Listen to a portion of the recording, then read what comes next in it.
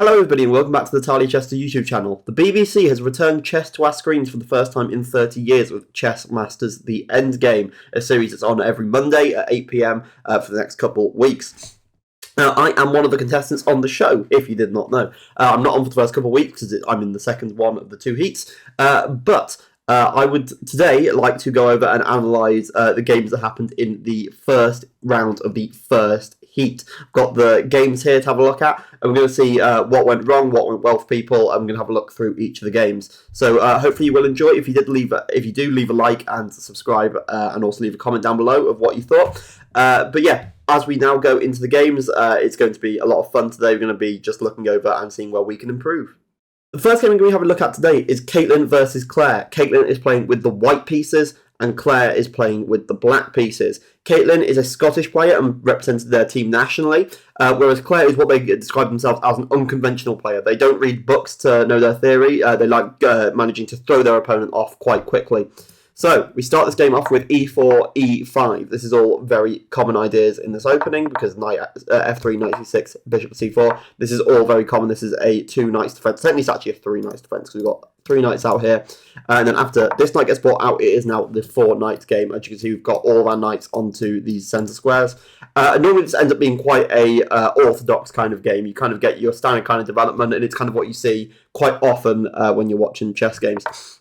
And move b6 is played. The idea here is that the bishop is going to try and come out this way. However, this is not a very common idea. The bishop is kind of better placed over in this direction here, either on e6 or g4. The bishop coming out this way is obviously designed to try and control the centre, but this knight does kind of block it in quite a lot. Maybe they're going to try and play a move like d5 with the support of this bishop on b7, but we do not know yet. And here you can see that white instantly takes the centre here with the move d4. Here, normally you'd see a move like e takes first and then knight recaptures.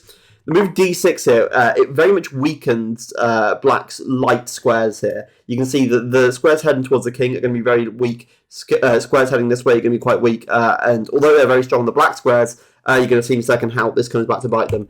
Bishop to b5 pins this knight. And now the move that has to be played is bishop to d7.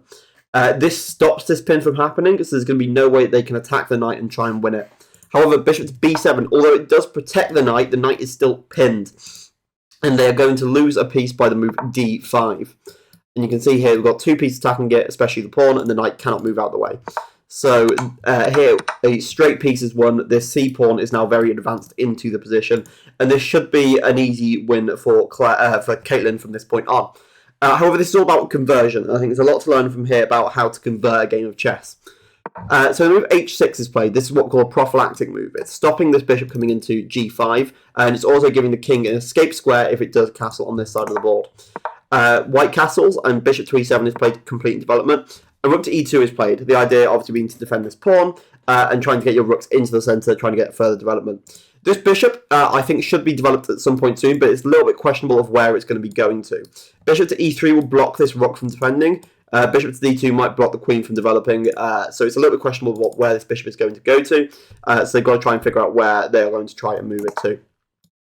King castles on this side, and the move knight to d5 is played, just improving their pieces. They do have the option of taking this knight here, but then either queen takes or pawn takes are both actually fine moves here. Queen can't be attacked in the centre, and this pawn protects this c6 pawn quite well. However, they decide not to take it and play the move a5, and then captures, just trading off pieces. When you're up material in a chess game, it's normally a good idea to start trading down, especially if you're up by a whole piece, because as you get later in the game, a knight, let's say a knight and a rook versus a rook, is a lot easier of a conversion than, let's say, 2 rooks, a knight, and 2 bishops versus 2 rooks, 2 knights, and 2 bishops. There's just less pieces on. It's a lot easier to manage to work through. The queen comes to e2. Not 100% sure what the point of this move was. You'd imagine that a move like queen to d3 might be more interesting there, because you've now got a lot more options of where you want to place your queen later on. Rook to d8, and then knight to h4. The idea is to try and bring the knight into this weak f5 square. Here, the move g6 looks quite obvious, trying to stop the knight from moving into that square, but g5 is played, and this is a blunder, because the knight is attacking both the queen and the pawn here. And there's no way for black to manage to defend this pawn. So after captures, king comes over, we can finally get this bishop out into the game and take this, and we can see that all of our pieces now are just getting more and more developed over time.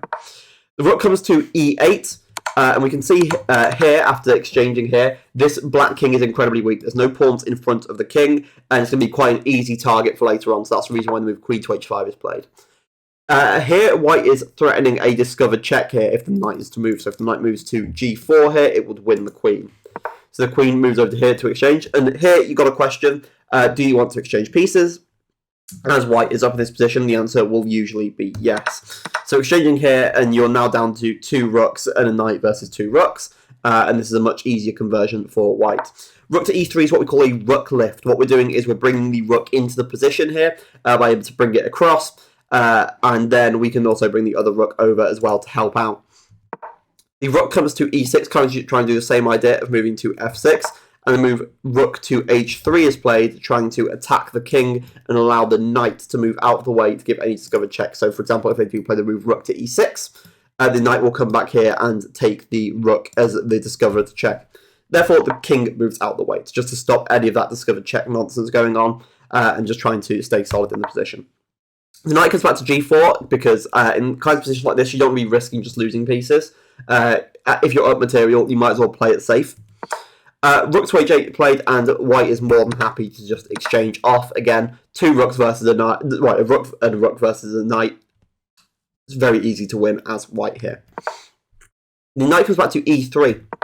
And the move b5 is played. The knight is just trying to get into a better position, is what we call repositioning. The knight, when it was placed here, was not in a great position. It's not really attacking too much. And they worked out that the square here is the most valuable square for that knight to be on, because it controls a lot of squares in black's position that is going to be quite useful. So after knight d5, this pawn is just 1. They play the rook back, and they're now going to try and push this pawn to the end of the board. This rook now is basically trapped. It can't really move into too many squares. It can't really do too much in the game. And now, as soon as white will get their rook involved to like bring the rook over and trying to get the rook onto here, they will just be in a winning position. So this is exactly what white tries to do. Brings a rook up, another rook lift here, very instructive of what to be doing here. King plays to here, and then the move a3 is played. The idea being if they take, which they do, the rook captures back, and this pawn is just 1. And we can see here that Caitlin is just cleaning up. There are 7 points up here, and this is going to be quite an easy conversion for them. They just push this b pawn up the board, and eventually they're going to get to promote the queen, promote the pawn to a queen, and give a checkmate in a couple moves. Here you can see that the knight covers these 2 squares, the queen covers the rest of them. And also the queen's obviously protected by the rook. So it's quite a convincing win for Caitlin there. They managed to get that advantage early on in the game. They managed to hold it throughout the whole game, exchanging off when they could, and just managed to win in the end of the game, which was very impressive from them. So well done to Caitlin. And I'm looking forward to seeing how well Caitlin does in the rest of the competition. Claire, on the other hand, will have to go through to another round. We'll see what they have to go through in just a moment. So the second game we're going to be having a look at today is Nick versus Lula. Nick was the person that learned chess in prison. They were a convict, and they learned chess properly to try and just keep themselves busy, keep themselves kind of sane while they're in there. Lula instead is a chess streamer. They've got about 40,000 subscribers on YouTube, but I think they've got quite a few more on Twitch. But they're a very popular chess streamer. I'm sure that quite a few of you will know them. E4, E6. So this is the French defense here, and D4, D5, Knight D2 is the Tarrasch variation. This is a very common variation. The idea here, although you're blocking the bishop here, is usually a pawn will capture in the center, and the knight will then just come out straight away. Bishop to E7, sorry, is a move. Normally, I see knight to F6 played, and then the knight coming back to here, or captures. They're the 2 kind of main lines. This is a variation. It's called the Morozevich variation. It's just not one that I've seen that often. E5 is played, and then knight to D7 with the obvious idea of trying to break straight away with the move C5, taking in the center if they want to. C3 is obviously there to try and defend this pawn. Knight to h6 is usually played in a variation called the Laputin variation. I've got no idea if I'm pronouncing that correctly, but that's kind of how it looks. And the idea here is normally the queen will be situated on b6, and you'll be threatening to capture on b2. The knight would then come into this square and help attack on d4. However, in this variation here, after captures, and then the queen develops over here, This knight here is going to have a little bit of a tricky idea of where it's going to go, because if it plays to here, this pawn's going to recapture, and these pawns are going to look quite weak in the centre. And there's no way the bishop's going to be able to come in very quickly and defend it, because this knight's got nowhere else to go to. So after f6, captures, we see white castling, and black here really doesn't have many places to castle to. If they castle on this side, the lines are all open here, and they've traded off this c-pawn, so this rook's going to be very powerful down this side. So the black king's going to be kind of trapped in the centre here. This here, knight h4, is a sacrifice of a piece. If the bishop captures, the queen will come in and attack both the king and the bishop. However, they decide not to do that, and they capture the pawn in the centre. They still give this check because it's going to lose them the castling rights. And knight here is another sacrifice of a piece. And after takes, Lula is 2 pawns up. Therefore, Lula is quite happy to try and trade off pieces with a move like queen to h4. And the queen comes back to f7, trying to attack this pawn. Again, it's being attacked again, and the queen has to move yet again. Here, black ring to try and get their pieces out and active, whereas white needs to try and get their rooks into the centre of the board, trying to attack up this way. Queen to a4 is played. Again, I think this is a slightly suboptimal move, just because the queen moving over here is not trying to get any of these remaining pieces out. I think maybe a move like moving the knight outwards maybe could be a little bit better. They obviously can't take this piece here, because the rook will just recapture. And I don't think there's any checkmating threats here that they can kind of go for. At least they can capture on here, but then bishop here would then still be protected by this knight. Okay, so let's continue. So rook to d1, trying to get their pieces active. And here I actually think Nick's got quite a nice position here. Although Lula's up material, it's not really felt. They can't really get their pieces out that easily, and Lula's going to have a bit of a difficult time trying to defend. Now for white, we have yet another sacrifice. Rook takes d5. Nick's playing some very interesting chess here. After rook captures and queen captures, now Lula is up a full piece worth of material. However, we can see that black's defences are terrible right now. This king is directly in the centre. If Lula can get to safety and manage to defend this position, they'll be in a completely fine way. They'll have no problem. But if they're not able to defend, they are going to have a very tough time indeed and probably lose this game very, very quickly. The king comes to e8. This is their most safe square here. It's protected by this bishop, and they can try and get other pieces out to try and defend it as well. Move e6 is played. This pawn is now getting dangerously close to the other side and is really involved in this attack, stopping the king from being able to move to any other squares. The queen moves to c6 to try and trade off pieces, and here Nick does the completely correct thing of not trading here. If they do trade off here, there's no real attack going on, and black is going to be able to get straight back into the game. However, they do leave this pawn able to be taken. It could have been a better idea here to try and defend this pawn in some way with a move like queen to e5, or queen to b3, just still protecting this pawn. However, they do not do that. And here they elect to exchange pawns here, so takes and takes. And now Lula is managing to get back into the game. It's now a lot more difficult to try and attack this king. They do manage to still do it, but here they've managed to get all their pieces kind of surrounding it, and therefore it's going to be a lot more difficult to attack. The queen comes back to g4, still trying to form some kind of attack. But here Lula is going to be able to grind down and try and exchange off pieces as soon as possible. See here, the queen is offering trade here because Lula is up material. Queen goes back to g3. It's the end attacking the bishop. Going to attack the queen. We're just going to continually try and attack the different pieces. The queen comes to e3, offering a trade again, and this time it's almost a forced trade because it's attacking both the bishop and the queen. And after exchanging off here, Lula is going to be very happy. Again, trading off, and now Lula is just a clean piece up. Going to continue attacking the king here with that pawn push there, and then captures, and the more that they can trade off, the better situation they're going to be in. Here, Lula does blunder a rook fork here, so after here and captures, they are now only a pawn up, but it is it's a piece for 2 pawns technically. These 2 pawns are terrible, and they're going to have a quite easy time defending this position as black. Because they're just going to be able to take these pawns basically very, very soon. They managed to bring this rook over here, threatening to come to this square, and the rook can't defend it because of this bishop. And after more captures here, we're just going to see here very simply that they are now just a clean bishop up again. And they're going to be able to defend this endgame by just taking the pawns, And it looks a little bit risky here. The black king looks like it's not got many squares to move to. But after a while, they're just going to be able to trade off everything. We can see here that Lula's now in a completely winning endgame, and we can just kind of watch as Lula manages to win this game quite succinctly by pushing all the pawns up the board and simply getting a queen and knowing their endgame checkmate technique and winning the game there. So that was actually a really interesting game there. Nick sacrificing a lot of material and having a really good attack, but not quite able to convert it. Lula just managed to defend it. It was a very, very close game. There, I thought that was actually a really interesting game to have a look at, and I think Nick was very unlucky to lose that and go through to the next round. But Lula, well done for getting through to the next week. And we'll be having a look at the final game now.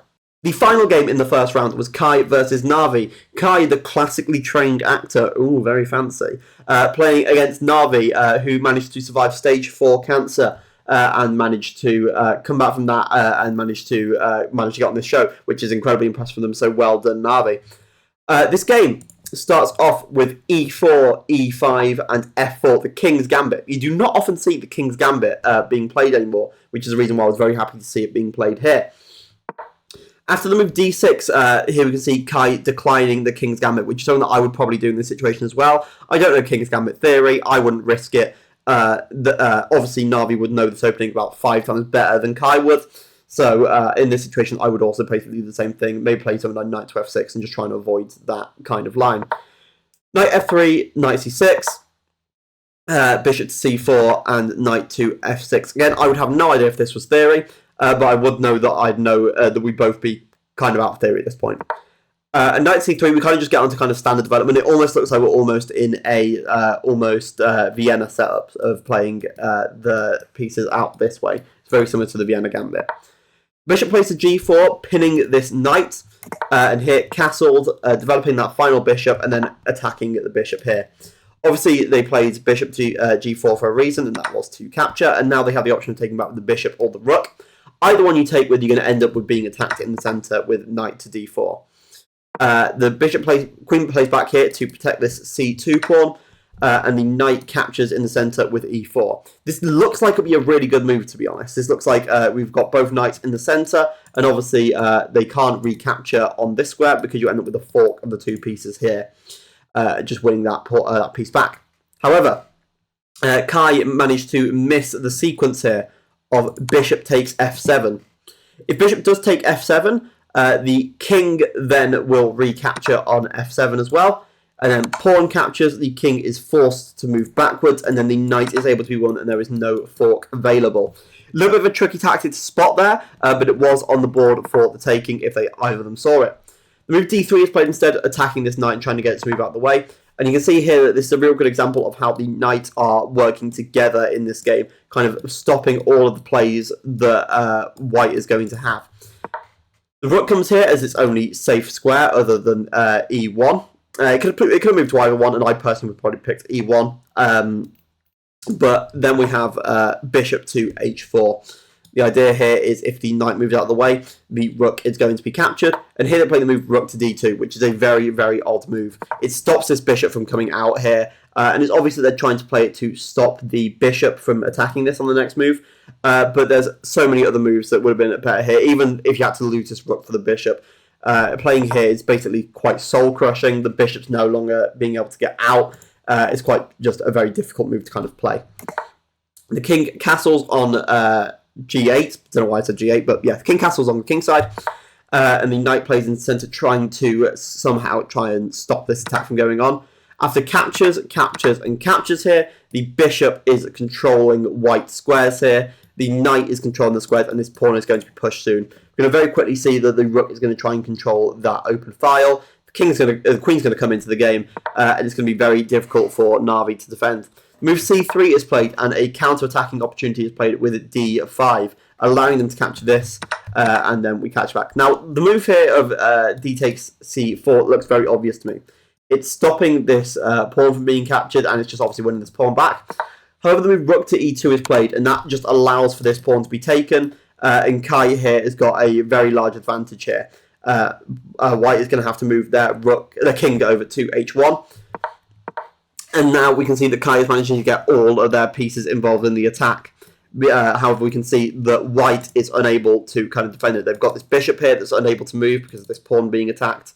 We've got this rook just stuck in the corner. This queen's not doing much. This rook isn't doing much. And it feels like it's going to be a very short-lived game for Na'Vi.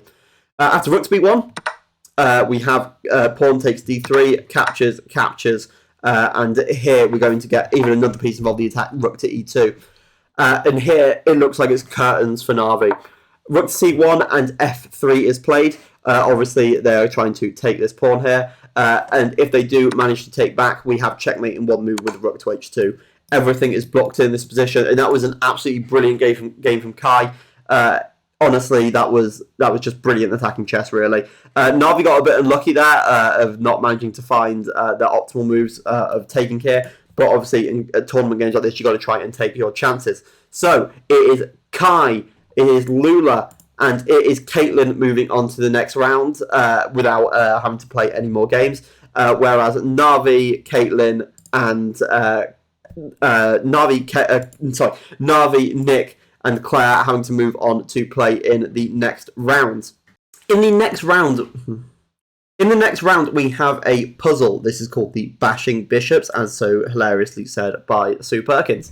We can see that now the bishop is on the square c1, and there are 9 pawns on the board. I didn't mean to draw an arrow there. 9 pawns on the board. The mission is to take each one of them without breaking the sequence of doing takes on each move. The point of this puzzle here is obviously to try and test the player's ability to think ahead. And it's quite easy to manage to get 8 pawns here. Yeah, it's a little bit more difficult to get the 9. For example, bishop takes here, takes. That's a very easy 8 there. However, you're missing the b2 pawn. If you do the b2 pawn first and don't think about it carefully, you'll end up missing this pawn. So, the sequence is doing this one first, because obviously if you do this one first, you have to end up on this square, and that's impossible. So you have to take the one that's only got one path to it first. Take here, and then you're left with these pawns over here. And you've got to try and work out sequence here. And if you can work out that this sequence here leaves out this pawn, you can then work out that you've got to go back for this pawn first and then head back this way. So the sequence would be taking here first, taking here, taking here, taking here, taking here, taking here, taking here, taking here, taking here. And that will manage to get all the pawns off the board. Now, Na'Vi played the position a little bit too quickly and didn't quite get the correct solution, whereas Claire and Nick both did. However, Claire was the quicker one of the two, managing to be safe until next week. So it was Na'Vi versus Nick in the eliminator of this week. We're going to have a look at that game just now, and we're going to see how they both do. The final game, Nick versus Na'Vi, starts off with e4, e6. Another French defence seems to be very common at this level, apparently. d4, d5 is played, and then knight d2. This is the exact same as the first game with Nick and Lula. However, the move c5 here is played instead of the move at bishop to e7. And after bishop to b5 and bishop to d7, we're kind of out of regular opening theory after takes. This is technically a variation, but you don't see it very often, and especially after takes here. You end up with this isolated queen's pawn here, and for black, they'll be trying to push this pawn into the position, whereas white will be trying to block it off and then try and attack it after blocking it off. These are very common positions. You can have whole lessons on trying to learn about how to deal with isolated queen's pawn structures. So knight to b3 here attacks his bishop and stops the pawn from moving forward. And usually you'd end up seeing a move like knight to here to try and stop this moving forward. However, queen takes d5 is also possible. Problem is here is that this queen is going to be pushed around quite a lot. And we can see here Nick goes gobbling pawns. This is going to be very interesting. This is going to see whether gobbling pawns is a good idea. As the pink hamster once said on a Chess Kid video. When I was a kid, I used to watch Chess Kid all the time, and there was a whole series about gobbling pawns. Or whether development and activity is going to be more important. Because you can see here that white still has 2 minor pieces to get out. They've still got the king to get castled. Whereas black now has got all their opening development done. And they're going to see how quickly they can manage to get into a good position. Knight to e2 is played. And then rook e8 pins the knight coming here. White can't castle now because this knight will be hanging, so the queen has to play back and try and defend. This knight comes in to try and attack the queen, and we can see that the black is being very, very active with their pieces here. Knight to g4 is played. It looks like they're going to be able to try and defend this f2 pawn by castling the king. However, this is not quite the case because this bishop has not been developed, so these rooks aren't protecting each other, and therefore they're not going to be always able to defend this back rank. As a knight captures on f2, the rook cannot capture back, because if they do, the queen is going to be able to come to d1. However, that is exactly what happens. We can see that the bishop here pins this rook so it cannot move back. And the queen basically delivers a back rank checkmate very early on. So you can see here that Navi's attacking chess manages to work in this position, and Nick is out of the competition. Honestly, very well played from Nick. That first game they played was a very, very close battle. They managed to show how important aggressive and attacking chess is, because they had so many chances to win that game, and they were very unlucky not to do so. Then they also managed to complete the second round puzzle without too much difficulty. But they were a little bit slower than Claire was, and therefore they managed to win it. However, Navi managed to clutch it out when it meant the most. So good job to Navi there for managing to win that eliminator. But that is all for this week. Please leave a like and subscribe if you feel inclined to. I'll be making more Chess Masters content every week, so I'll go over the games and analyse them with you. But thank you for tuning in today, and now I am going to leave you. So I'll see you guys later. Thank you very much for watching. Goodbye.